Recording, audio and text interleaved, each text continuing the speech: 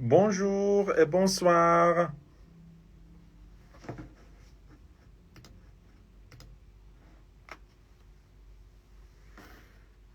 Alors,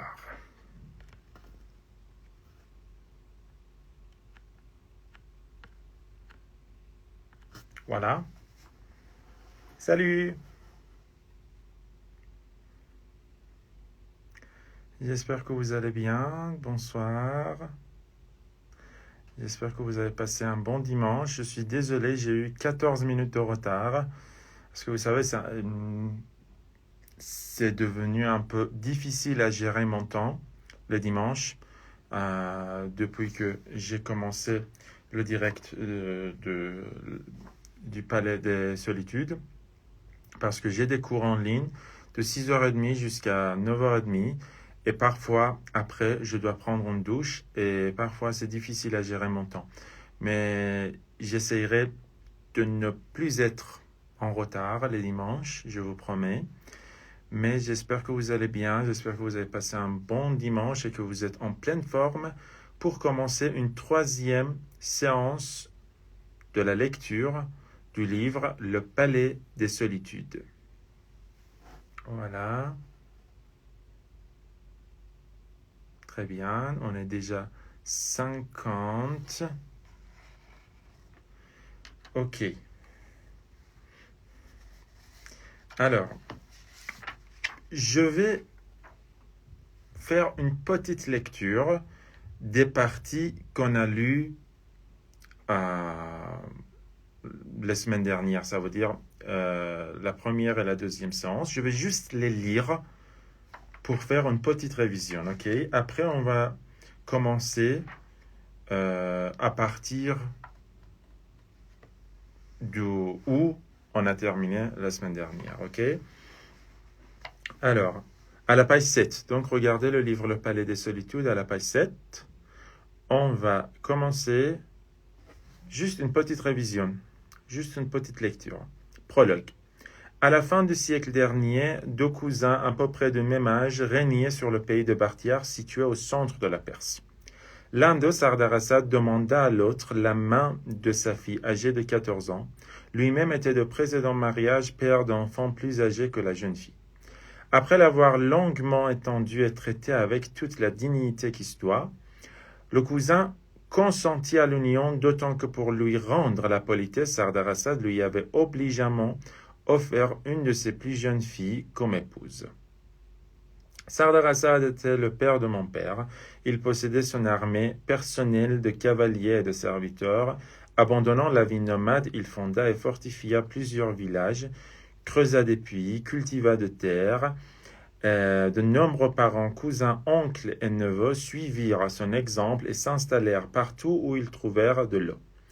Ils construisirent des maisons pour eux et pour leurs suites, ainsi que des harems pour leurs femmes et concubines. C'est alors qu'ils commencèrent à pratiquer l'agriculture et bientôt les produits de leur culture inondèrent les marchés d'Ispahan.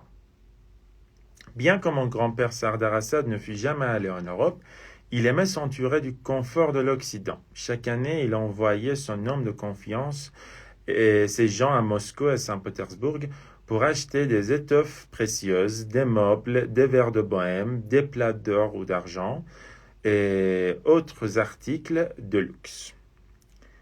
Le Karun, descendu du Zagros, le seul fleuve navigable du pays, traversait son domaine. Pour emprunter son cours et pour le traverser, les bateliers et les passeurs devaient payer un droit de douane.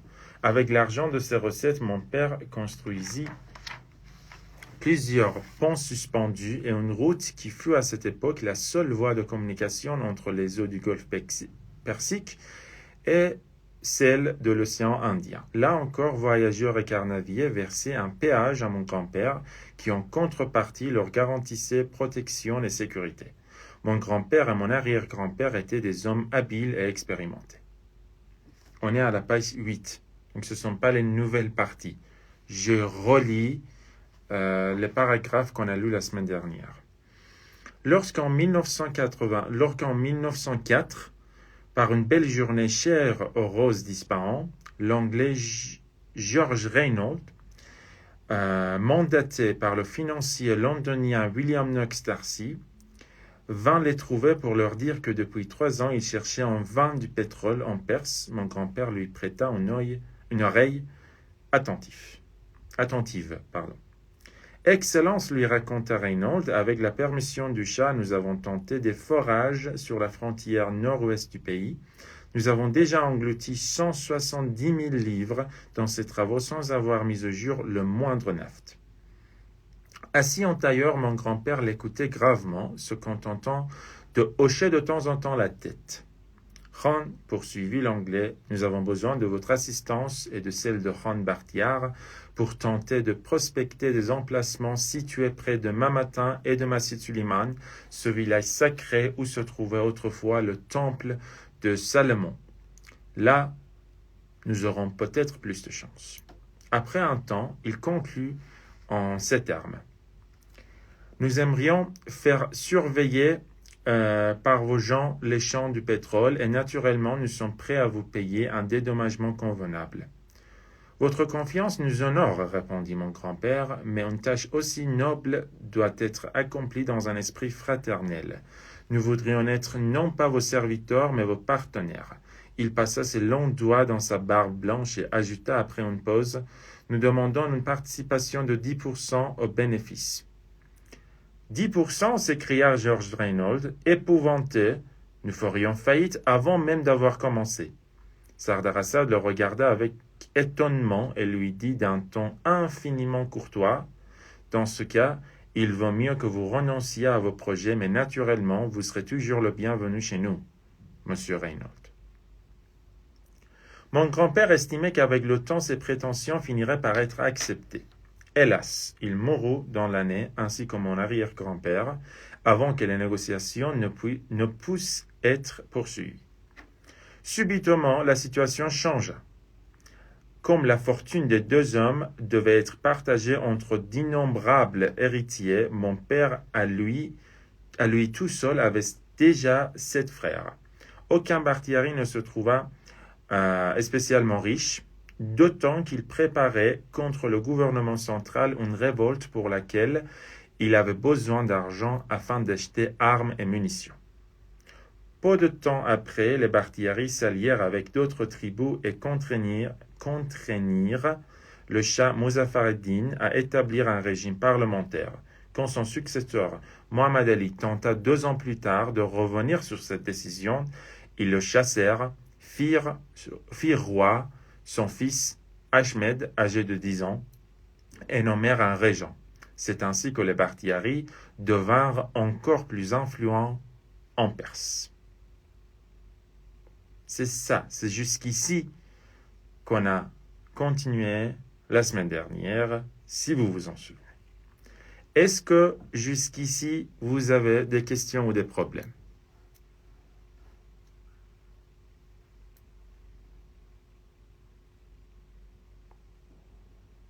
من حالا به فارسی بگم تا اینجا هرچی خوندم چیزایی بود که 2 هفته پیش خونده بودیم، چیز جدیدی نخوندم.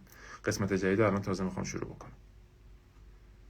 Ok, vous n'avez pas de problème, vous n'avez aucune question. Super. Ok, là on commence. On commence la partie de cette semaine. Comme d'habitude, je vais lire plusieurs fois avec des vitesses, avec des différentes vitesses. Et après, ok, super. Après, on va expliquer. Nous avons la version PDF sur notre chaîne Telegram. Si vous avez accès à notre chaîne Telegram, vous pouvez trouver la version PDF là-bas. Vous pouvez l'imprimer, je ne sais pas, comme vous voulez. Mais bon, forte de sa nouvelle puissance, je vous invite, messieurs, dames, à regarder votre livre à la page 9. La dernière partie de la page 9. Je vais commencer à lire. À la page 9, le dernier paragraphe, à la page 9. Ok? Forte de sa nouvelle puissance, ma famille essaya d'obtenir une participation plus avantageuse dans la société pétrolière. Forte de sa nouvelle puissance, ma famille essaya d'obtenir une participation plus avantageuse dans la société pétrolière. Ce fut peine perdue. Ce fut peine perdue. Comme les Anglais ne voulaient pas démordre de leurs satanés 3%, un de mes oncles dit au consul général Jean Pris, forte de sa nouvelle puissance, ma famille essaya d'obtenir une participation plus avantageuse dans la société pétrolière. Ce fut peine perdue. Comme les Anglais ne voulaient pas démordre de leurs satanés 3%, un de mes oncles dit au consul général Jean Pris, dans ces conditions, le pétrole brut vous sera livré 97 jours et nous le garderons pour nous les 3 autres jours. Donc, un de mes oncles, qu'est-ce qu'il dit au consul général? Dans ces conditions, le pétrole brut vous sera livré 97 jours et nous le garderons pour nous les 3 autres jours. Les Anglais se refusèrent alors à poursuivre les négociations jusqu'à ce que cet oncle fût remplacé par un de ses cousins. Les Anglais se refusèrent alors à poursuivre les négociations jusqu'à ce que cet oncle fût remplacé par un de ses cousins, pardon. Pas mes cousins, mais par un de ses cousins. Et l'on en resta aux 3%. Et l'on en resta aux 3%. Rien ne changea non plus quand la société fut prise en charge en avril 1909 par la nouvelle compagnie Anglo-Persian Oil Company. Je vais relire. Rien ne changea non plus quand la société fut prise en charge en avril 1909 par la nouvelle compagnie, l'Anglo-Persian Oil Company. C'est ainsi que de nombreux partiaris devinrent si anglophobes que durant la Première Guerre mondiale, ils se mirent du côté des Allemands. C'est ainsi que de nombreux partiaris devinrent si anglophobes que durant la Première Guerre mondiale, ils se mirent du côté des Allemands. Et c'est ainsi que fut semé le germe de discorde qui devait influer plus tard de façon décisive sur la carrière de mon père et le conduire en Allemagne où il rencontra ma mère. C'est ainsi que de nombreux partiaris devinrent si anglophobes que durant la Première Guerre mondiale, ils se mirent du côté des Allemands, et c'est ainsi que fut semé le germe de discorde qui devait influer plus tard de façon décisive sur la carrière de mon père et le conduire en Allemagne où il rencontra ma mère. Je vais relire ce paragraphe qu'on vient de lire une autre fois à partir de la page 9. Après, je vais vous expliquer ce qu'il dit. Forte de sa nouvelle puissance, ma famille essaya d'obtenir une participation plus avantageuse dans la société pétrolière. Ce fut peine perdue, comme les Anglais ne voulaient pas démordre de leurs satanés 3%. Un de mes oncles dit au consul général John Pris, dans ces conditions, le pétrole brut vous sera livré 97 jours et nous le garderons pour nous les 3 autres jours. Les Anglais se refusèrent alors à poursuivre la négociation jusqu'à ce que cet oncle fût remplacé par un de ses cousins, et l'on en resta à 3%. Rien ne changea non plus quand la société fut prise en charge en avril 1909 par la nouvelle compagnie Anglo-Persian Oil Co. C'est ainsi que de nombreux partiaris devinrent si anglophobes que durant la Première Guerre mondiale, ils se mirent du côté des Allemands, et c'est ainsi que fut semé le germe du discorde qui devait influer plus tard de façon décisive sur la carrière de mon père et le conduire en Allemagne où il rencontra ma mère. Voyons jusqu'ici, qu'est-ce qu'il dit. Alors, on s'en souvient que la semaine dernière, Mohamed Ali Shah, il a essayé de revenir sur la décision du Parlement. Et les Bakhtiari, il dit, Monsieur Mohamed Ali Shah, au revoir, allez, c'est parti. Et on remplace Mohamed Ali Shah par Ahmed Shah, Ahmed Shah. Ahmed qui était âgé de 10 ans, donc nécessairement, il lui fallait un régent. Avec le régent que les Bakhtiari ont nommé à cette époque-là, ils deviennent encore plus influents en Perse. Donc, ils ont même plus de puissance, plus de pouvoir qu'avant. Forte de sa nouvelle puissance, ma famille essaya d'obtenir une participation plus avantageuse dans la société pétrolière. Si vous vous souvenez, les Anglais ne voulaient pas donner le pourcentage que Sardar Assad a demandé à l'époque, qui était 10%, mais ils se sont mis d'accord sur 3%. Donc imaginez, c'est notre territoire, c'est l'Iran, c'est notre pays. Les Anglais viennent, ils trouvent du pétrole, ils trouvent du naft, ils sortent, et après ils nous donnent 3% de participation. 3%. Est-ce que vous pouvez croire? C'est incroyable. Mais bon, c'est comme ça que ça marchait.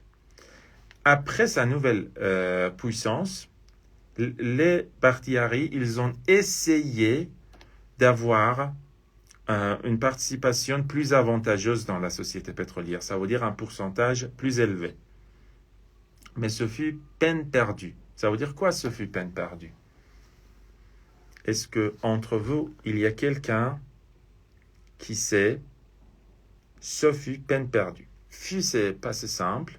Imaginez dans la langue réelle, je vous dis, c'était peine perdue. Ça a été peine perdue avec le passé composé. Ça a été peine perdue. Ça veut dire quoi?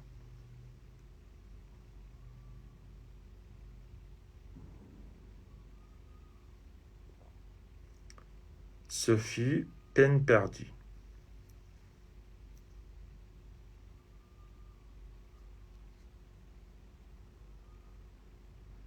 Oui, peine perdue, mais ça veut dire quoi?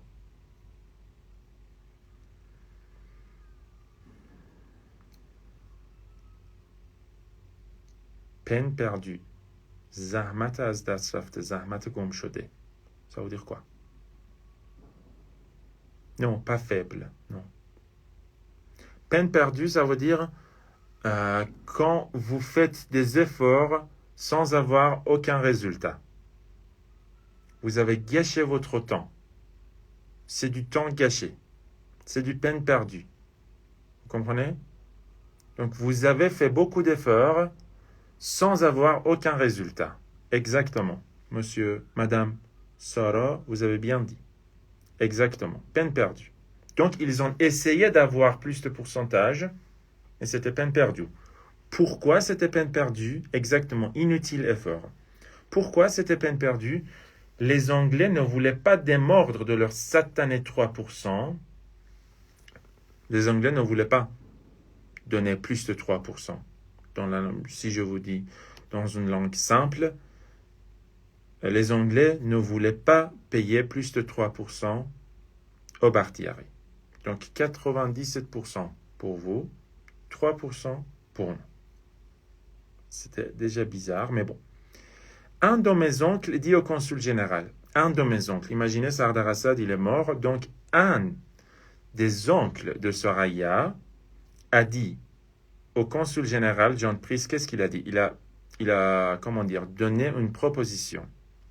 Quelle proposition? Dans ces conditions, le pétrole brut vous sera livré 97 jours et nous le garderons pour nous les 3 autres jours. Imaginez, par exemple, dans une période de 100 jours où nous allons obtenir du pétrole, du naft. OK. 97 jours, on vous livre du pétrole brut, c'est pour vous. On ne demande rien du tout. Mais sur 100 jours, on garde 3 jours le pétrole. Vous comprenez? Satané, ça veut dire quoi? Satané, en persan, on dit chenderos. Leur satané de 3%.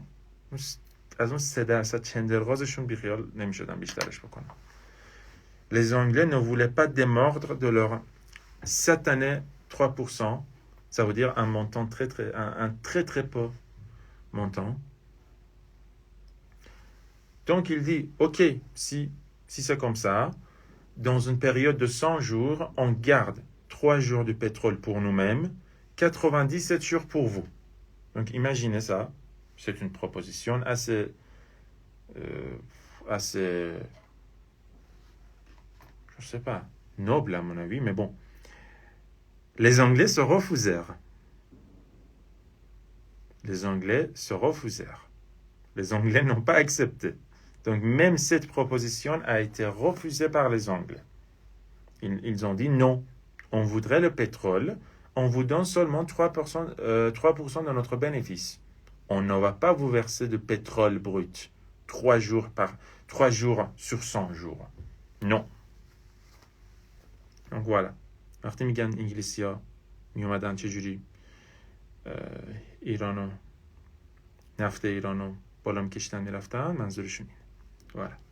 97 jours de naft pour les Anglais, 3 jours pour les Iraniens. Non, vous avez dit l'inverse, Madame Nechafali. Donc voilà, ils ont dit non. Donc, les Anglais se refusèrent alors à poursuivre la négociation. Les négociations se continuent jusqu'à ce que cet oncle fût remplacé par un de ses cousins. Donc, cet oncle de Saraya a été remplacé par un de ses cousins. Et le long resta aux 3%. Donc, rien n'a été changé. On est resté aux 3%. Pas de changement de situation. Rien ne changea non plus quand la société fut prise en charge en avril 1909 par la nouvelle compagnie Anglo-Persian Oil Co. Donc, en avril 1909, il y a eu une nouvelle compagnie qui a été prise en charge, qui s'appelle Anglo-Persian Oil Co., mais toujours pas de changement. La situation n'a pas changé. Même avec cette nouvelle compagnie, la situation n'a pas changé. Seulement 3% de bénéfices pour les Bakhtiari, 97% de bénéfices pour les Anglais. Alors, après cette histoire-là, c'est ainsi que de nombreux Bakhtiari devinrent si anglophobes que durant la Première Guerre mondiale, ils se mirent du côté des Allemands. Anglophobe, ça veut dire quoi? Si je déteste les Anglais, si j'ai peur des Anglais, si je n'aime pas les Anglais, je suis anglophobe. Donc, après cette histoire-là, les Bakhtiari, de nombreux Bakhtiari, devinrent, ça veut dire ils sont devenus. C'est le verbe devenir au passé simple. C'est ainsi que de nombreux Bakhtiari devinrent si anglophobes. Ils détestent tellement les Anglais que durant la Première Guerre mondiale, ils se mirent, ça veut dire ils se sont mirés du côté des Allemands. Ok?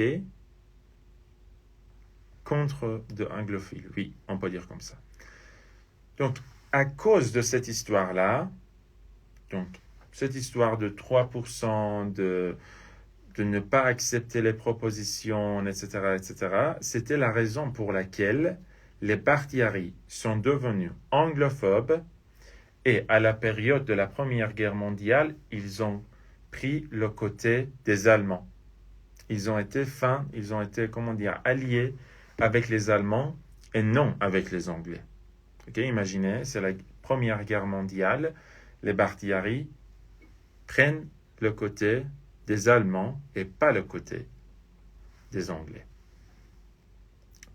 Et c'est ainsi que fut semé le germe de discorde. Ça, c'est une expression assez intéressante à mon avis. Ça veut dire quoi, semer le germe de discorde quelque part? Je voudrais une traduction parce que en persan, il existe une expression équivalente, exacte de cette expression. Semer le germe de discorde, ça veut dire quoi? Semer le germe de discorde entre les Bakhtiari et les Anglais. Semer le germe de discorde.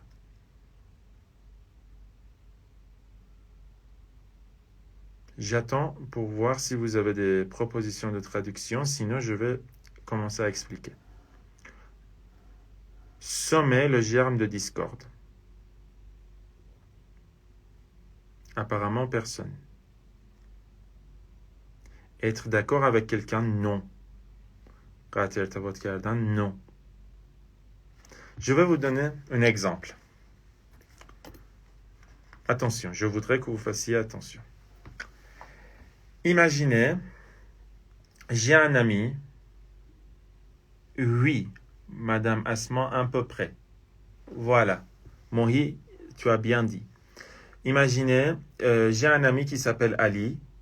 Ali, il est ami proche avec, par exemple, Hossein. Ali et Hossein sont des amis proches. Et je commence à dire, par exemple, Ali, est-ce que tu sais ce que Hossein a dit?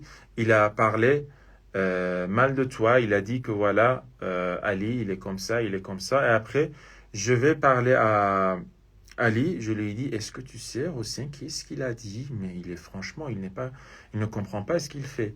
Donc, qu'est-ce que je fais? Je somme le germe de discorde entre Ali et Hossein. همونطور که بچه‌ها تو کامنت گفتن بذر اختلاف کاشتن، تخم نفاق کاشتن، دو به هم زنی. پس وقتی جنگ جهانی اول بختیاری‌ها رفتن سمت آلمان‌ها رو گرفتن، این قضیه باعث شد که این تخم اختلاف اینجا کاشته بشه. داره چه اتفاقی میفته بعداً؟ qui devait influer plus tard de façon décisive sur la carrière de mon père et le conduire en Allemagne où il rencontra ma mère. Donc imaginez, tout cela était des introductions pour vous dire que après la Première Guerre mondiale, les Bakhtiari et les Anglais ne s'entendaient pas du tout. C'est comme ça que après la guerre mondiale, mon père, il a été conduit en Allemagne. Pourquoi? Pour faire les études, je vais vous expliquer après, où il rencontra ma mère. C'est ça le point final. On voulait arriver ici. Ok? Donc, c'est comme ça que mon père il est parti en Allemagne à cause des problèmes, à cause du germe de discorde entre les Bakhtiari et les Anglais. Comme ça, mon père il a été conduit en Allemagne et c'est là que mon père rencontre ma mère, en Allemagne. Donc là, on a une conclusion jusqu'ici. À cause des problèmes que les Bakhtiari avaient avec les Anglais, le père de Soraya est parti en Allemagne, avec qui ils étaient amis, et c'était en Allemagne que le père de Soraya, qui s'appelait Khalil, a rencontré la mère de Soraya, qui était une femme allemande, qui n'était pas iranienne, c'était une femme allemande. Donc Soraya était d'un père iranien, d'un père Bakhtiar, Khalil, et d'une mère allemande. Mais bon, je vais continuer. Mon père était encore un adolescent à cette époque, mais plusieurs de ses oncles participèrent à une révolte contre les Anglais. L'Iran allait payer cher cette erreur. Anglo-Persian Oil Co. se refusa à régler ces 3% tout le temps que durèrent les hostilités et exigea de plus un dédommagement de 500 000 livres. De 500 000 livres. Mon père était encore un adolescent à cette époque, mais plusieurs de ses oncles participèrent à une révolte contre les Anglais, l'Iran allait payer cher cette erreur. L'Anglo-Persian Oil Co. se refusa à régler ces 3% tout le temps que durèrent les hostilités, et exigea de plus un dédommagement de 500 000 livres. Qu'est-ce qui se passe? Le père de Soraya, Khalil, il était un adolescent, donc il n'avait aucune idée. Mais plusieurs de ses oncles, ils ont participé à une révolte contre les Anglais. Imaginez, je suis oncle de Khalil, avec mes frères, on n'est pas content, on est mécontent de cette situation, on ne veut pas payer 97% de bénéfices de pétrole aux Anglais, donc on participe à une révolte contre les Anglais. Mais ça, c'était une erreur. Ils se sont trompés. Pourquoi? Parce que l'Iran allait payer cher cette erreur. تاوانش رو ایران قراره که خیلی بد بده تاوان این révolte, این قیام. L'Anglo-Persian Oil se refusa à régler ces 3% tout le temps que durèrent les hostilités. Les hostilités, ça veut dire quoi? Les hostilités, ça veut dire les disputes, les contraintes. Les hostilités. Tout le temps que les contraintes se poursuivaient, Anglo-Persian Oil Company n'a pas payé ces 3% au Bakhtiari. Donc imaginez, je commence une révolte. La révolte dure, imaginons, un an. Pendant ce temps-là, les Bakhtiari ne touchaient même pas ces 3%. در طول این خصومتی که وجود داشت، در طول این قیام، حتی اون 3% هم ندادن به بختیاری. Donc, se refusa à régler ces 3% tout le temps que durèrent les hostilités et exigea de plus, un dédommagement à 500 000 livres. مادن یک خسارت dédommagement میشه خسارت. یه خسارت 500,000 پوندی هم تازه گرفتن به خاطر این قیامی که صورت گرفت و به جایی نرسید. Voilà. As-tu résumé ce livre? Non, je ne résume pas. On le lit ensemble. Donc voilà. Les oncles du père de Soraya, ils ont participé à une révolte qui était une très très grande erreur, parce que durant cette révolte, Anglo-Persian Oil a refusé de régler ces 3%, et à la fin, ils ont exigé de plus un dédommagement pour les Anglais de 500 000 livres. 500 000 livres, imaginez. Donc, on ne vous donne pas, on ne vous paye pas, on ne vous règle pas ces 3%. Et en plus, vous devez nous payer 500 000 livres parce que vous avez fait une révolte, parce que vous nous avez endommagés. Voilà, donc, les Bakhtiari ont dû payer un dédommagement de 500 000 livres à cause de cette révolte. Imaginez la situation. Les négociations se poursuivirent plusieurs années durant, et à la fin de 1920, fut signé un accord au terme duquel l'Anglo-Persian Oil Co. renonçait aux réparations, mais ne donnait qu'1 million de livres pour les années de guerre, une misère. Donc imaginez, les négociations se poursuivirent. Les négociations commencent. Oui, dédommagement, ça veut dire khesarat, oui. Voilà. À la fin de 1920, imaginez, en 1909, cette compagnie a été prise en charge. À la fin de l'année 1920, donc presque 11 ans, il y avait une révolte, il y avait une guerre, et on ne payait rien au Bakhtiari. À la fin, après toutes les négociations, ils ont signé un accord au terme duquel l'Anglo-Persian Oil ne va plus travailler ne va plus collaborer avec les partis Harry. Renoncer aux réparations, ça veut dire qu'ils ont terminé leur collaboration. C'est fini. Les partis Harry, les Anglais ne travaillent plus ensemble. Et à la fin, pour les années de guerre, ils ont payé seulement 1 million de livres pour les années de guerre. Donc, pendant 11 ans, on ne vous a rien payé. Vous nous avez même payé 500 000 livres pour un dédommagement. Et à la fin de toutes ces années de guerre, ils ont payé 1 million de livres pour les années de guerre. Ok? Une misère. À la fin, elle dit une misère. Une misère. Ce furent des années maigres pour les partis Harry, et mon père fut particulièrement lésé. À sa majorité, il devait constater que la plus grande partie de son héritage avait été dilapidée par son tuteur, un oncle d'un âge avancé.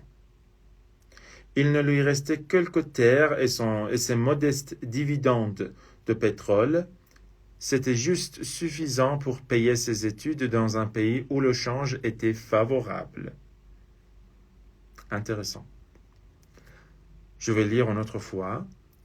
Ce furent des années maigres pour les partis Harry, et mon père fut particulièrement lésé. À sa majorité, il devait constater que la plus grande partie de son héritage avait été dilapidée par son tuteur, un oncle d'un âge avancé. Il ne lui restait que quelques terres et ses modestes dividendes de pétrole. C'était juste suffisant pour payer ses études dans un pays où le change était favorable. Ça, très joli, c'est très intéressant ici. Alors imaginez, donc après cette révolte-là, les partis Harry sont devenus pauvres. Les années maigres, ça veut dire Solhaye, pas de parti au Bichalik. Pour les partis Harry, et mon père était particulièrement lésé. Pourquoi? Imaginez, à sa majorité, ça veut dire quoi? Quand son père a eu par exemple 15 ans, quand son père a eu 16 ans, il devait constater que la grande partie de son héritage avait été dilapidée par son tuteur, un oncle d'un âge avancé. Ok? Donc, imaginez, moi, je suis Khalil, je suis le père de Soraya, je n'ai que 15 ans, je n'ai que 16 ans, et je me suis rendu compte que la grande partie de mon héritage avait été dilapidée, avait été volée par mon oncle. Donc, mon oncle a volé, on peut dire, une grande partie de mon héritage. Dilapidé, ما ایرانی‌ها باید با این فعل دیلپیده آشنایی داشته باشیم. میشه اختلاس کردن. Son héritage a été dilapidé par un oncle d'un âge avancé. تو سن بلوغ به خودش اومد دید یه قسمت خیلی زیادی از ارثیه‌اش رو عموش بالا کشید. Vous voyez, à sa majorité, il devait constater que la plus grande partie de son héritage avait été dilapidée par son tuteur, un oncle d'un âge avancé. Donc, imaginez la situation de Khalil, le père de Soraya. Il ne lui restait quelques terres et ses modestes dividendes de pétrole. C'était juste suffisant pour payer ses études dans un pays où le change était favorable. Alors,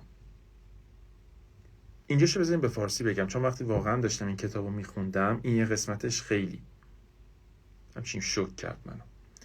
میگه بعد از اینکه این یه قسمت خیلی زیادی از سهم الارثش رو بالا کشیدن، واسهش یه سری زمین مونده بود و یه سری سهمیه خیلی کوچیک نفت، سهمیه نفت خیلی کم و یه سری زمین برای باباش مونده بوده و این مقدار پول تنها برای این کافی بوده که هزینه تحصیلاتش رو در یک کشوری که شانج فاوورابل باشه بپردازه. یعنی چی لشانج فاوورابل؟ الان رو در نظر بگیرین، الان خب ارزش پول یورو خیلی بیشتر از ارزش پول ریاله و یک آلمانی رو در نظر بگیرین که میخواد بیاد تو ایران ادامه تحصیل بده. فرض کنید یورو میخواد بیاره تو ایران، به ریال تبدیل کنه و تو ریال تو ایران خرج میکنه. خب خیلی واسش فواقبله دیگه، لوشانژ فواقبله، چون کلی ارزش پولی که داره وارد ایران میکنه زیاده، بنابراین میتونه تو ایران زندگی شاهانه داشته باشه، بره اصلا واسه خودش خونه بخره، ادامه تحصیل بده، اصلا کلی میتونه که به نفعش باشه. حالا فرض بکنید سال 1920 که این اتفاق واسه پدر ثریا افتاده، قضیه برعکس بوده. این چندرغاز پولی که براش مونده بوده رو میتونسته جایی بره ادامه تحصیل بده که وقتی پول ایران رو تبدیل میکنه به پول اونا واسش فواقبل باشه. یعنی آلمان رو برای ادامه تحصیل انتخاب میکنه، چون اگه بره آلمان ریال رو به واحد پول آلمان تبدیل بکنه خیلی واسش فواقبله، خیلی ارزش پول ایران از ارزش پول آلمان بیشتره و این به نفعشه واسه اینکه بره اونجا ادامه تحصیل بده. Vous voyez la différence. C'était suffisant pour payer ses études en Allemagne parce que le change était favorable. Imaginez cette époque-là et comparez-la avec notre époque. Mais bon. Alors, lisons le dernier paragraphe. Et c'est ainsi, enfin, que Khalil Esfandiari Bakhtiari arriva à Berlin en automne 1924, un Berlin où le Kurfürstendamm semblait être le centre du monde, où les fêtes succédaient aux fêtes et où, à quelques rues de là, vivait celle qui allait devenir sa femme et ma mère. Et c'est ainsi, enfin, que Khalil Esfandiari Bakhtiari arriva à Berlin en automne 1924, un Berlin où le Kurfürstendamm semblait être le centre du monde, où les fêtes succédaient aux fêtes et où, à quelques rues de là, vivait celle qui allait devenir sa femme et ma mère. Alors, vous voyez ici, à la fin, Khalil Esfandiari Bakhtiari, qui est le père de ثریا, arrive à Berlin en automne 1924. Ok? Un Berlin, alors dans le quartier de Kurfürstendamm de Berlin, c'était le centre du monde. Pourquoi? Parce que les fêtes succédaient aux fêtes. Ça veut dire il y avait des fêtes, les rues étaient animées, les quartiers étaient animés. Donc le quartier de Kurfürstendamm du Berlin où vivait Khalil Esfandiari était un quartier bien animé où il se passait beaucoup de fêtes. Ok? Et à quelques rues de la Chantokhiyavuni Bartalesh vivait celle qui allait devenir sa femme et ma mère. تو اون محله Kurfürstendamm که زندگی میکرده که محله خیلی جشن خیزی بوده، چند تا خیابون اون برترش یه خانومی زندگی میکرده که در آینده قرار بوده همسر خلیل بشه و مادر منی که ثریا هم دارم این داستان تعریف میکنم. C'est ainsi enfin que Khalil Esfandiari Bakhtiari arriva à Berlin en automne 1924, un Berlin où le Kurfürstendamm semblait être le centre du monde, où les fêtes succédaient aux fêtes et où, à quelques rues de là, vivait celle qui allait devenir sa femme, ma mère. Kurfürstendamm, je ne sais pas, je ne parle même pas allemand, je ne connais pas ces mots, mais je pense qu'il s'appelle Kurfürstendamm. Kurfürstendamm. Aucune idée. Mais bon, alors là on a fini la prologue. On a fini la prologue. On est à la fin de la page 10. Je vais écrire, voilà, troisième session. Donc on a terminé 10 pages. On a terminé 10 pages pendant 3 sessions. Donc la prologue a été terminée pendant 3 sessions. Je peux dire qu'en moyenne, on a lu 1 page, 2 pages par session. Ok? Est-ce que vous avez des questions? Est-ce qu'il y a des mots ou des phrases que vous n'avez pas compris?